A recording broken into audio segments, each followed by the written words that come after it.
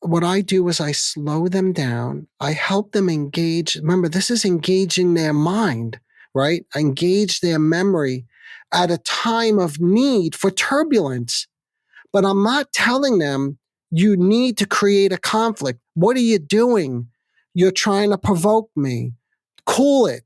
Knock it off. See, I'm not saying any of those things. This is what I mean by a slower, softer pace that we take. Instead, I'm evoking a memory of what happens at times like this. It brings into his memory so he can start regulating himself, regulating his own emotions.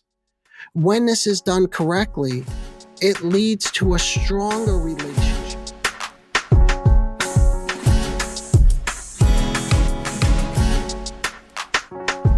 Hello, everyone. Welcome to the Narcissism Dakota, a podcast that's designed to take a comprehensive look at the various facets of narcissism from different psychoanalytic perspectives. I'm your host, Dr. Anthony Mazzella. In today's episode, we're going to talk about why the narcissist needs to create chaos. We will begin by describing the manifestations of this behavior. In other words, what does it look like? How does it present itself? Then, digging a little deeper, we'll explore the psychological reasons, like what causes people to do this? What drives people to create this kind of chaos in their relationships? Whether it's you, someone you know, or your partner, what compels someone or pushes them into this disruptive, chaotic pattern of relating? Finally, we'll explore the techniques or the tools, the strategies, let's say, that I have found useful when helping individuals move from a chaotic to a more stable life. Let's delve into specific examples that illustrate the turbulent state of mind that these individuals evoke. From my online research, it's clear that these individuals exhibit a range of behaviors that contribute to an atmosphere of conflict and chaos. Picture this scenario in a relationship with let's say an intimate partner or even a family member. Nothing that they say, or if you think about it from your own perspective, if you recognize that this is something that you do, or nothing that you do is good enough. So wait, let me say that slightly different. Nothing that you say or do is good enough for your partner, or alternatively, nothing that your partner does or say is good enough for you. In other words, no matter how you do it, there's going to be some kind of criticism. In fact, almost every move you make or every move your partner makes, you could think about it either way, is criticized or questioned. It's questioned, it's judged, and there's some kind of devaluation. So, for instance, if you say something, and you've said this already many times over, perhaps you say it in different ways, but this time you didn't use the right tone, and you'll be questioned about the tone that you used or the motive. Why are you saying this now? Of what you said. But like I mentioned already, you've said this already hundreds of times. So now all of a sudden it's a problem. If you have someone like this in your life, you may strive to please this person and learn the rules. But then the rules change. And when I say the rules, I mean the rules of engagement. In other words, we don't speak to everybody in our lives the same way. So you figure out how to speak to this particular person. And once you think you have it figured out, the rules change. And the way you spoke to them before suddenly becomes a problem. Why do the rules change? I'm going to propose that this is not about the rules or what you said to this person. It's about the need to argue. In other words, it has nothing to do with the rules, your tone, your posture, your demeanor. This is all about a need to create chaos. That's the argument. For this person, ordinarily, or let me say, ordinary distressing facts of life, Things that happen to all of us, such as witnessing or experiencing some sort of unfairness or inequality or injustice. You could fill in the blank here.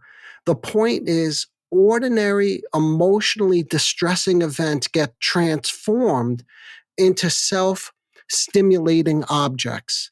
And yes, that's right. I said objects. So please keep that in mind. When we look at this from a psychoanalytic perspective, I'll flush that out a bit more. So, this kind of individual in your life may have an uncanny knack for bringing up topics that are designed to evoke maximum emotional impact on you or on others. What does that mean? That means that they unconsciously, they don't always know that they're doing this, but they play on your situational vulnerability. Here's an example. Think about that family member who insists on talking about politics, religion, your weight, or your financial situation, or the fact that you drink too much or you smoke. I don't know. Again, here you could fill in the blank, but they always seem to bring up a situation that's sensitive to you. And they may not even do this directly. It's not always necessarily aimed at you, but maybe they bring up sensitive topics when you're with them. Things that you begin to feel that you're being triggered perhaps in some way. Or picture this one. Oftentimes you notice that you get stuck in a state of mind of enormous mental intensity. Let's say you find yourself thinking about something, right? Something that troubled you and thinking about it and thinking again about it and again. And you could fill this in, here in terms of what you find yourself thinking about. But here's a few examples. She gets offered a job, double her salary, but she doesn't want to commute to the city. In other words, getting offered a job, double your salary, could be a very pleasant experience, something that could be perceived as quite exciting. But this is the thinking and thinking and thinking. In other words, there's no sense of pleasure that goes along with the job offer. Or someone has a mild fender bender, and it's the same thing, thinking and thinking and thinking, and they can't get it out of their head. And this is oftentimes followed by what I would call fruitless talking about this issue that ultimately floods your mind. In other words, you can't get something off of your mind. And then inevitably floods the mind of the listener, whoever it is that you keep talking to about this. Without realizing it, you delve into a psychologically tormented state. Either you're tormenting your own inner world with all this thinking, these disturbing thoughts. I made a mistake at work today. What do people think of me? What are people saying? How are they going to look at me? In other words, it's not just a simple mistake at work. Or you begin to inflict anguish upon your own mind because there's this relentlessness to the way that you're thinking that you can't stop yourself from this type of thinking and these emotionally charged conversations when you try to talk to somebody about what's on your mind. And by the way, this is the person who claims that they just want to, I'm doing air quotes here, talk things out, right? Or think things through. But neither thinking or speaking in this manner is a relief. Typically, when we talk about things and we use language to communicate something that's going on inside of us symbolically, that leads to some sense of relief. But this kind of talking and thinking that I'm describing here does not lead to any kind of relief, but it's actually the opposite. It further aggravates the pain and the frustration and the anguish. This is the kind of person who seeks out moments of misunderstanding and seizes on them to create this kind of tormented mind state and relentless talk with you. In short, for the chaos seeking narcissist, any emotion hints at the presence of this object.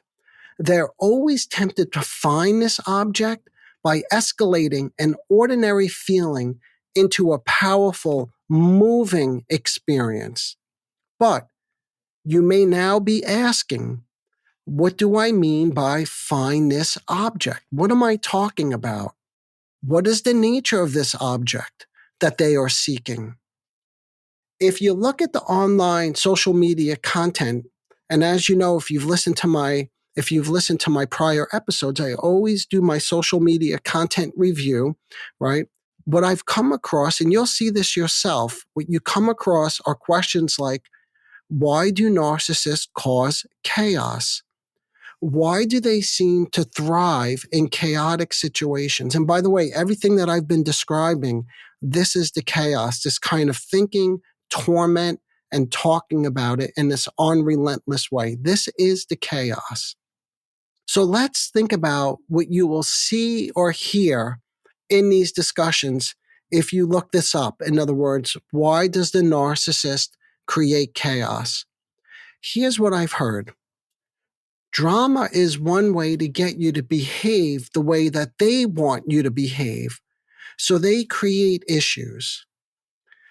You get addicted to the chaos when you're with them. I think that's a very astute point, by the way.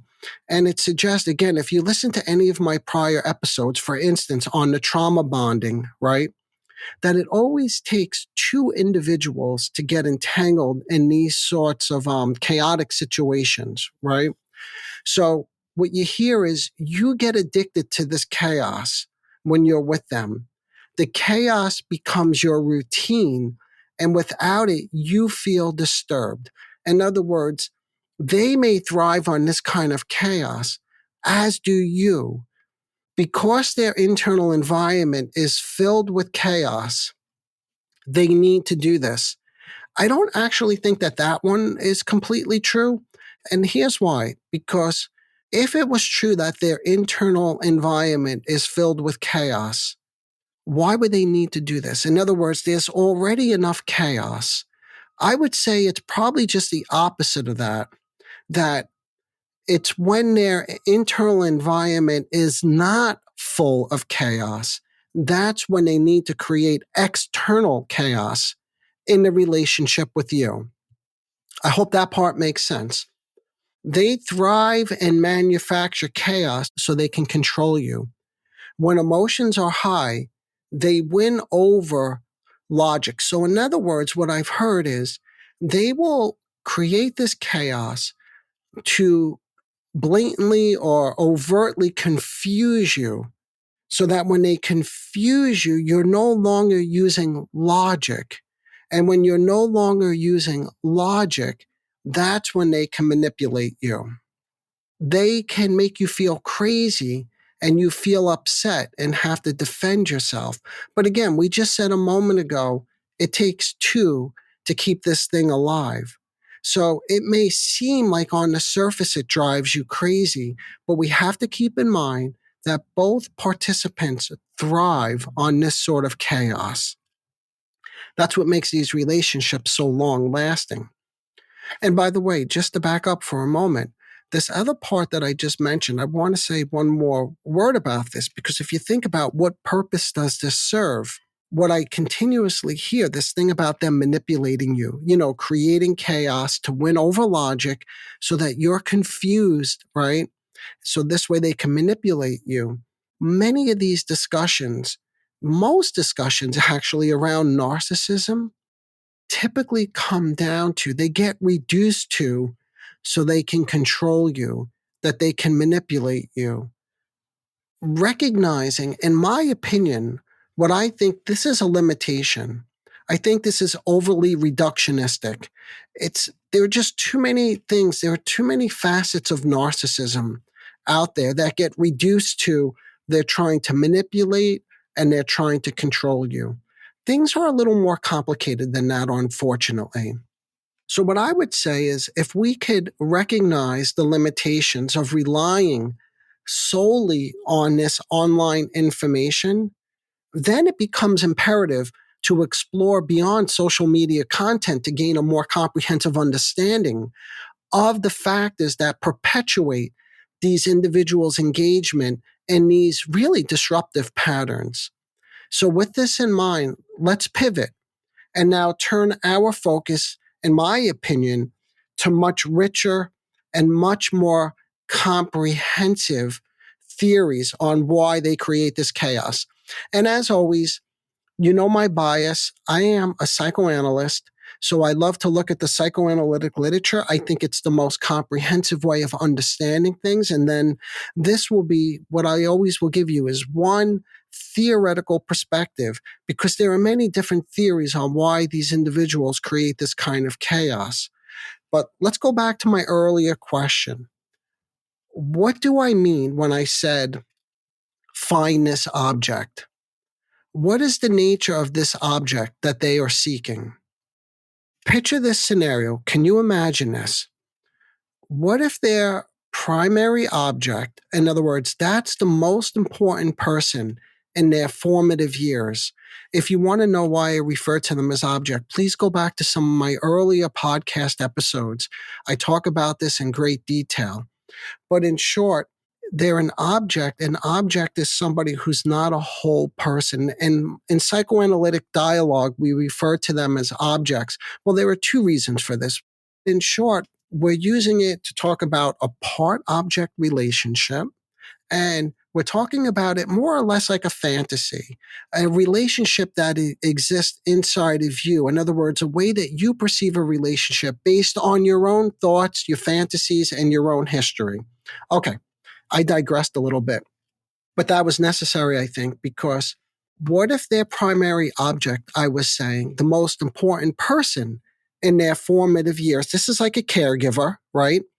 So picture an early caregiver who is experienced as disruptive and therefore is represented. See, that's the object, is represented inside of them as chaos and emotional turmoil. In other words, it's like your friend Harry arrives on the scene and everybody's like, oh no, Harry's here, because Harry represents chaos and emotional turmoil. So here, let me give a simple example of this. Picture a child during early childhood with an alcoholic, impulsive mother, or an alcoholic father, or a child with a parent who in later life they call bipolar. And by the word, that word bipolar is typically thrown around. What they're really referring to is a parent who has, rapid fluctuations in their mood. They're hot and cold. They live in a world of extremes. There's no moderation. There's nothing in the middle. There's no shades of gray. So picture this. Picture growing up with a mother who cannot be alone and moves from man to man, frequently moving the family to remote areas, chasing a fantasy life with another fantasy man who's going to save her. And you're just a child and you're along for the ride. So what am I trying to describe here? What I'm trying to get at is this is an unstable parent. And an unstable parent typically leads to unstable feelings. Please hang in there with me just for one more moment, okay? Feelings are now the object. This creates a sadly ironic relationship. Although dreaded, the feeling is dreaded, it's simultaneously the primary object. In other words, the feeling of chaos, this unstable parent, this unstable environment, these unstable feelings, that's the chaos, is what becomes desired. That's right. That's what I'm saying. That the object is the early caregiver that goes on, right? They live inside of you because this is the process of internalization. We all carry around these earlier feelings that are related to our early caregivers, the most important people in our lives. They don't just go away, they get internalized, and we carry this around.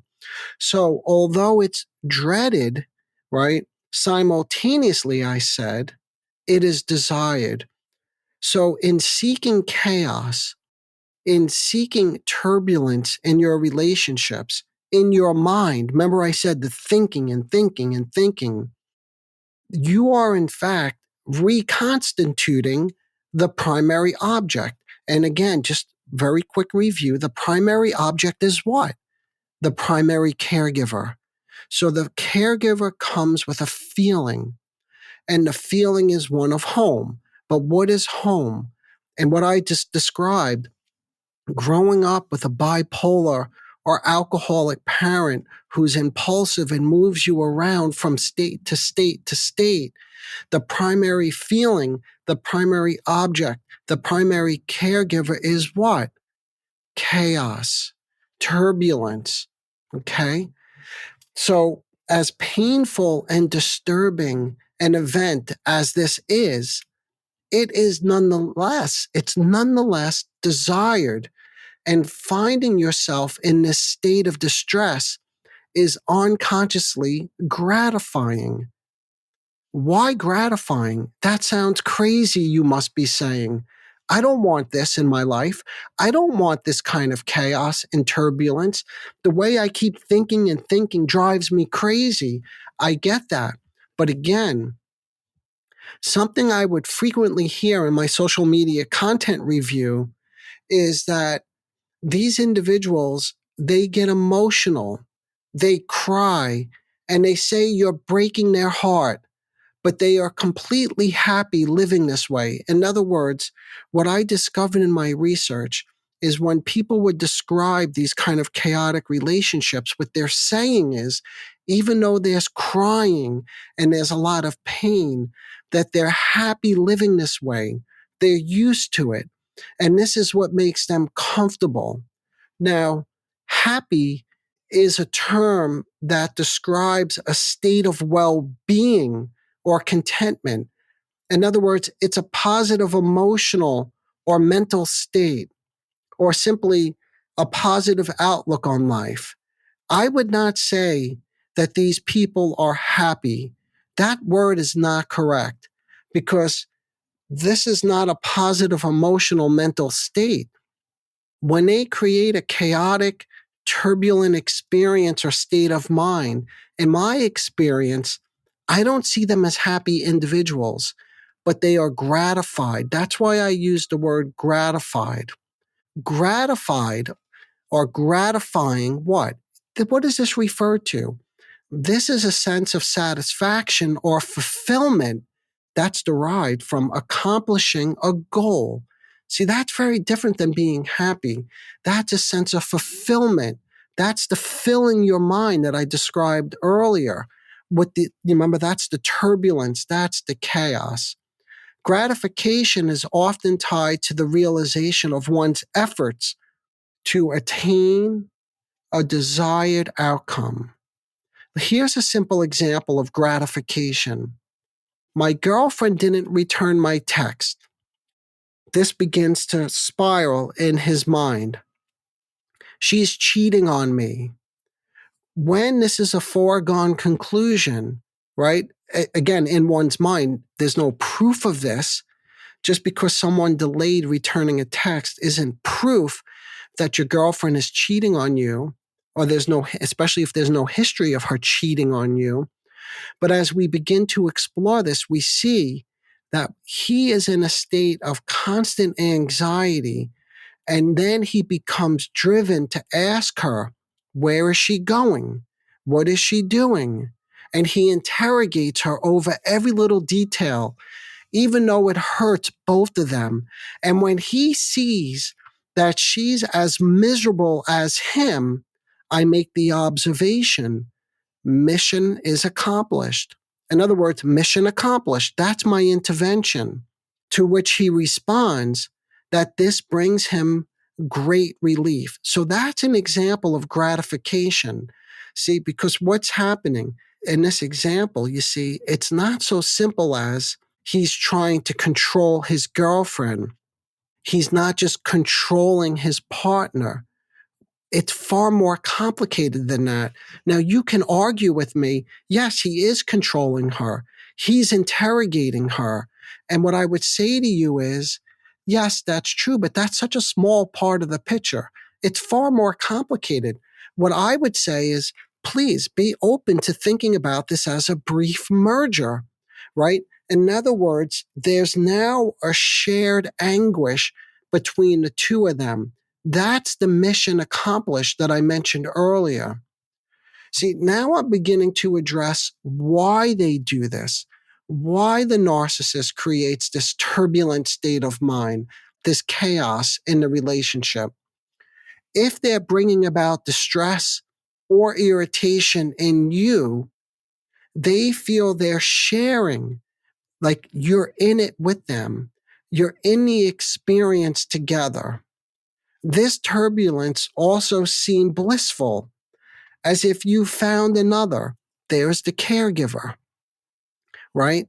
You found another who had been missing, but now you see things were quiet. And by the way, what I found with my own patients, when we look into this, oftentimes what precedes these very turbulent, chaotic states of mind is a moment of quiet.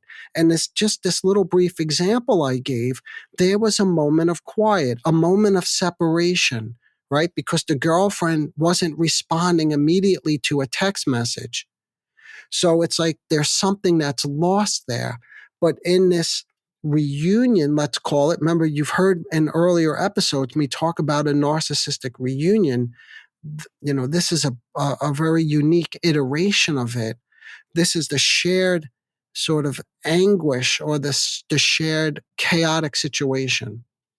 So, okay, I hope all this is clear and I'm not making it too confusing.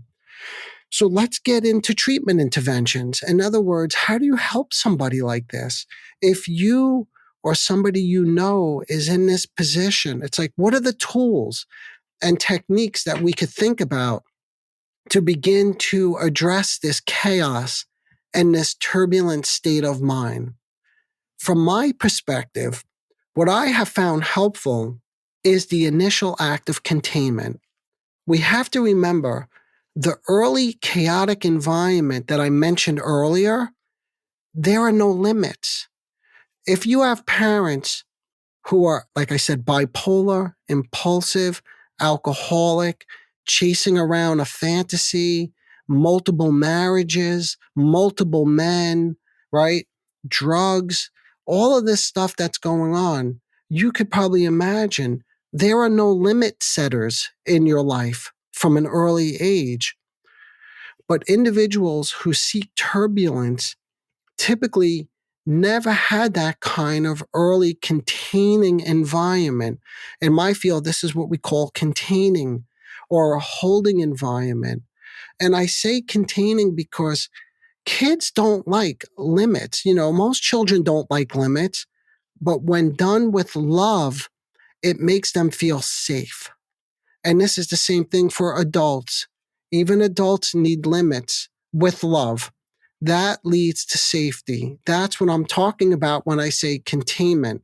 Here's a simple example again. Another example. Your partner is bringing up a highly conflicted issue. They are bringing up a painfully difficult situation or memory or material, just something that's unbearable, right? So what do you do? I want to digress just for a moment. I was watching a video the other day on this, and this woman, one of these so-called professionals, was demonstrating what you do if your partner comes home and says something that's outrageous and silly. I forgot the name of what she called it. Maybe you know the name of it. But basically, she gave an example of how you ignore your partner. You don't engage. Just ignore them and give them answers like yes, no, and then they will settle down and they'll walk away. Now, in my experience in working with couples, what I've seen is oftentimes when you blatantly ignore or you're short with somebody like that, that often escalates them because they're not getting a response from you. And remember, the chaotic state of mind, the turbulence, home is what they're trying to recreate. So their goal, I mean, I don't imagine they're going to just walk away and this is over and everything is fine. So I don't know if that's the best treatment approach or intervention or strategy, but if you've used it with some success, good for you. If that's what works, go with it. What I find to be much more helpful is to take a slower, softer pace and to give limits by way of slowing it down. But that's not withdrawing from them or basically ignoring them or giving them short answers. That's shutting down. What I would say is, we've been here before. Are you sure you want to go down this route again? Remember, you mentioned this to me just last week. You see, like a child with a parent, your partner may resent this. But in my field, in the field of psychoanalysis, this is what we may call an ego supportive intervention. Support their ego. So here's an example of it. This is like an example of a patient who used to get furious with me at the end of every session. Again, you see, it's a separation, by the way. Like the girlfriend that I mentioned earlier who doesn't return the text message quickly enough, that's a separation. So I would say to this fellow, the end of the session is coming up soon. And we've had these discussions like this in the past. And you end up feeling very angry. And this is if he's bringing up a highly conflictual topic. Like he wants to discuss something that I know is going to get him dysregulated. And I see what he's doing. So I want to slow him down. Slow him down. And I'll say to him, you remember that, don't you? See, these are the early interventions, the beginning level interventions that help build one's ego. It serves as a reminder. And this is what we call like I'm loaning my ego in the sense of calling into memory what he can't call into memory at that time. See, because he's starting to become dysregulated. He's bringing up a highly conflictual topic. And this is going to escalate, and it's coming right at the end of the session. And again, please fill us in with your own examples of maybe you're just leaving or you're heading off to work or your spouse or your boyfriend is going somewhere and they bring up this kind of really conflictual discussion, right? This kind of material. So what I do is I slow them down. I help them engage. Remember, this is engaging their mind, right? I engage their memory at a time of need for turbulence. But I'm not telling them you need to create a conflict. What are you doing? You're trying to provoke me. Cool it. Knock it off. See, I'm not saying any of those things. This is what I mean by a slower, softer pace that we take. Instead, I'm evoking a memory of what happens at times like this. It brings into his memory so he can start regulating himself, regulating his own emotions.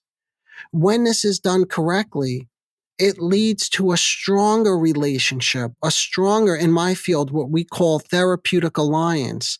And it sets the stage for more complicated interventions, more complicated techniques or tools, because what I just showed you, like I said, is like a beginning level tool or strategy but we can use this with somebody like this. And you could use this in your life. This is a safe one, typically. See, I think this turbulence, this is a later, and I wouldn't recommend you use this one unless you use the other one first, because this is where it starts to get a little more complicated. But when I feel the moment is right and that therapeutic alliance is there, what I begin to talk to people about is, I think this turbulence is a most familiar place for you. It's as if you're embracing something that you can't bear to embrace, but at the same time, you can't bear to lose it. You see what I'm getting at here? The earlier theory that I gave you, this is where it comes in handy. I'm not giving a theoretical, some lecture, but I'm using the theory to say how much, not even to say it, but that I can appreciate how much they need to embrace this kind of chaos. Like this is this is the sense or the smell of home. It's a feeling. It's an affective state. It's the object that I mentioned earlier. They need to embrace it. You are upset with me now. I have upset you.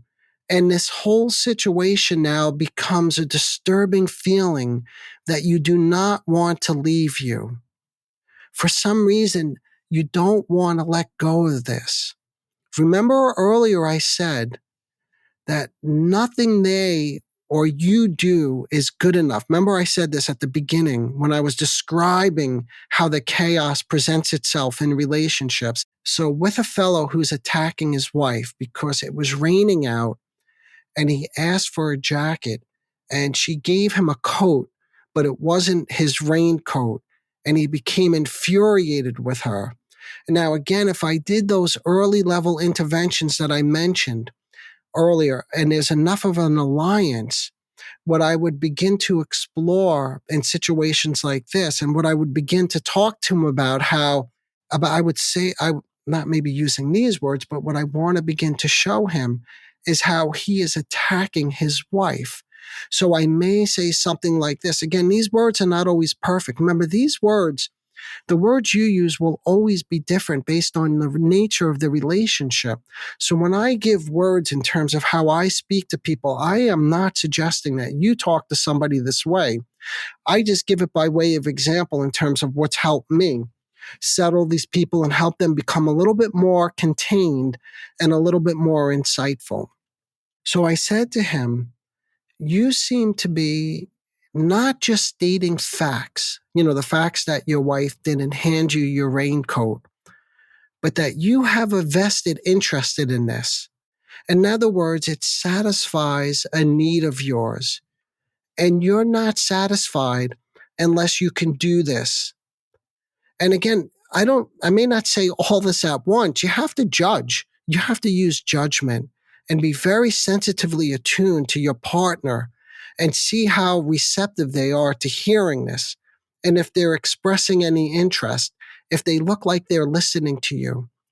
But what I said to this fellow who was raging at his wife, and it may not be based on what she's doing, even though she may not be doing things the right way in your mind. So, what I'm getting at with him is that he gets special satisfaction. That's the gratification that I mentioned earlier. And I would say this to him that you get special satisfaction out of bad mouthing your wife. There's a real special pleasure here out of calling her to task in your mind and then to her face.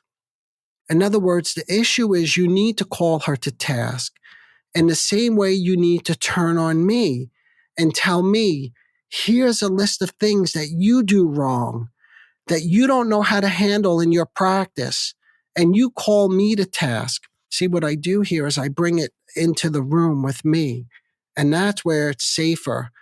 I rather him work it out with me in the room, in the therapy, than work it out with his wife. See, when this person attacks me over some nuanced interpretation or something that I said, or how I said it, or how I ended the session on time, again, that's an ending, right? Remember, I mentioned earlier the separations are really difficult. And this fellow didn't like when I ended the session on time. He wanted more time.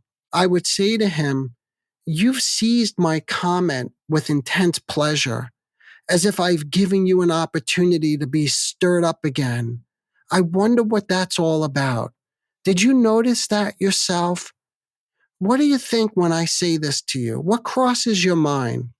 And as always, then I become curious and I help him become curious. If he sees what he does and how he seizes on my comments. And again, I just want to remind you that these are what I would call some of the advanced level techniques. A good place to start is always with the containing that I mentioned earlier and the ego supportive approach. That's a really good place to start. It's always safe. I know we're running a little bit long here and I want to start wrapping things up. There's still so much more I want to say about this, But the point that I want to make very clear is I don't think you create this kind of chaos simply to control, I'm doing the air quotes again, your partner. What I've tried to do is provide an alternative explanation of chaos and turbulence. And the goal is to instill in your partner a storm of feelings that binds you and your partner in this sort of confused state of mind. And I again, there's so much more to say about this. I'll just say very quickly, the confused state of mind is a confusion. If you could split that word up, what does the prefix con means? It means together, a blending or a mixing together. And that's the whole goal of this turbulence, this chaos is a merging of both partners locked into something. So if you or someone you know needs this kind of affectively charged experience, they will be determined, as I tried to demonstrate, to create this kind of catastrophic chaos. And that's when it's really important just to slow it down, take a softer pace, and just try to describe to them what it is that they're doing at that moment and reminding them. Remember, that's the ego supportive approach, that we've been here before. And do we really want to go here again? In other words, we know where this is going. Anyway, in our exploration, we painted a descriptive picture today of the chaos. And then I looked a little bit at the social media's emphasis on control and manipulation. And we needed to pivot and look, we opened it up. And thank you for being so patient and allowing me to make it a little bit more confusing. And I hope I didn't make it too confusing. And if I did, I always say this, and I really mean it.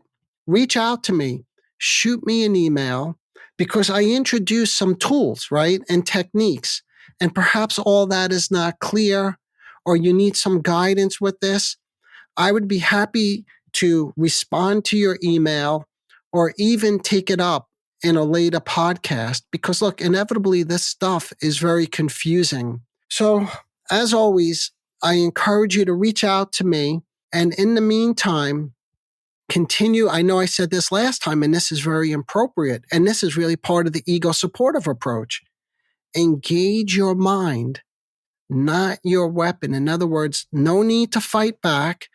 Engage a self-reflective state of mind and not your weapon, which is the fight. Okay, until next time, bye for now.